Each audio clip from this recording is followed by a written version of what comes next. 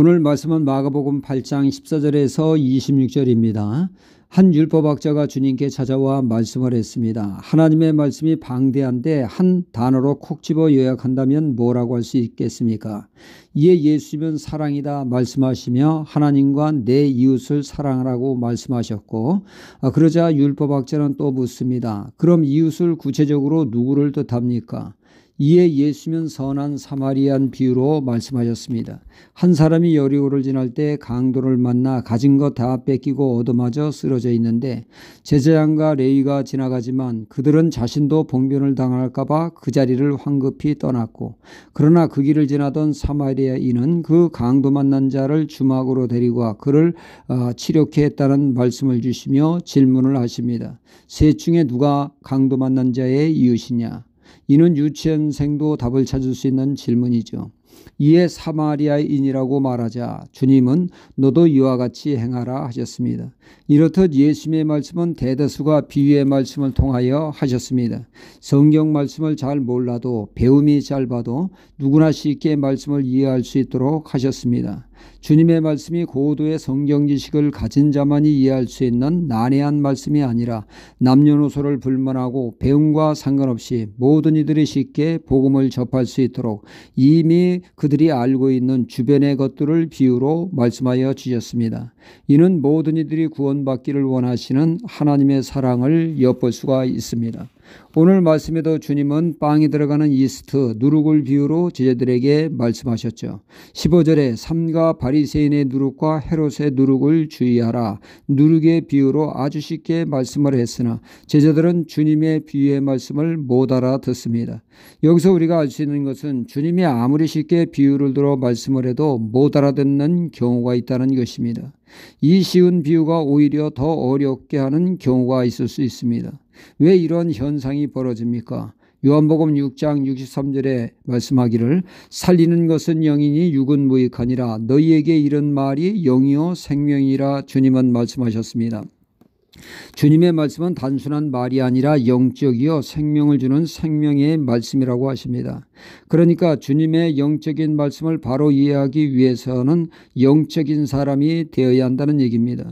영적이지 못할 때 세상적인 것을 취하는 육적인 사람일 때 이 영이신 말씀을 그 사람은 아무리 쉬운 비유로 말씀을 해도 못 깨닫게 되집니다. 그래서 고린도전서 2장 13절로 13절에 말씀하기를 우리가 이것을 말하거니와 사람의 지혜에 가르친 말로 아니하고 오직 성령이 가르친 것으로 하니 신령한 일은 신령한 것으로 분별하느니라. 육에 속한 사람은 하나님의 성령의 일을 받지 아니하나니 저희에게는 미련하게 보이며 또 깨닫지도 못하나니 이런 일은 영적으로라야 분별하느니라 말씀하고 있습니다. 주님의 말씀은 영적이기에 영적인 사람은 쉽게 이해하나 육적인 사람은 도무지 이해를 하지 못합니다. 성경에 보면 예수님께서 회당장 야이로가 나와 자신의 딸을 안사하여 고쳐달라고 합니다. 이에 예수님이 그의 요청대로 그의 집에 향할 때 12년간 부인병으로 있던 사람이 주님의 겉옷을 터치하여 치유받음으로 주님은 그 여인으로 하여금 치유에 간증을 하게 하셨습니다. 그러다 보니 시간이 많이 지체되었죠. 회당장 야이로 집에서 사람이 왔습니다. 모든 것이 끝났습니다. 따님이 죽었습니다. 청천벽력과 같은 말에 회당장은 망연자실하게 됩니다. 그런 그때 예수님은 두려워 말고 믿기만 하라고 하셨죠. 그 집에 당도했을 때 초상집 분위기였습니다. 여기저기서 곡소리가 납니다. 이때 예수님은 죽은 소녀에게 잔다고 하셨습니다. 그러자 사람들은 예수님을 비웃었죠. 아니 죽은 사람을 잔다고 하니 제정신이 아니라고 말입니다. 그들은 주님의 말씀에 전혀 깨닫지를 못했습니다. 주님의 말씀이 영이신 말씀이었기 때문입니다.